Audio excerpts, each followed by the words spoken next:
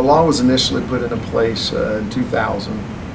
What the law basically says is that if you are traveling on a highway with 2 or more lanes going in the same direction, if there's an authorized emergency vehicle on the shoulder or a maintenance vehicle, they are required to proceed with due caution.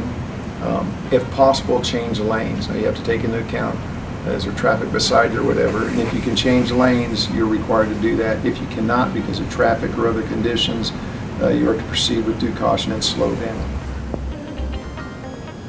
First off, it just gives us all a safe place to work.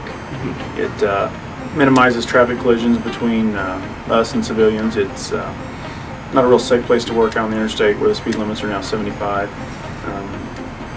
When someone does strike us, it's usually a pretty horrific crash.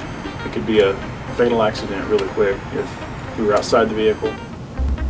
And this law came into being because we had a trooper that was killed in western Kansas on one morning when someone did not change lanes and they struck him. So for a safety factor, it is so much safer to have a buffer zone, a lane in between you where they're going. Last December I was struck while conducting traffic control. I was struck at road speed.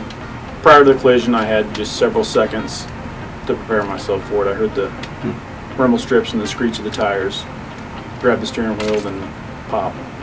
Took a pretty good shot to the head, so I wasn't really thinking straight. I had a spinal cord injury, some trauma to my spinal cord. I had a concussion, several contusions to the head.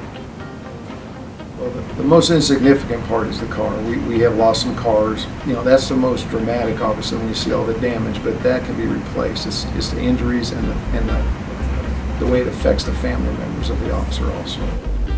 The legislation that was passed does have a fine for it, so there's a substantial fine plus court costs.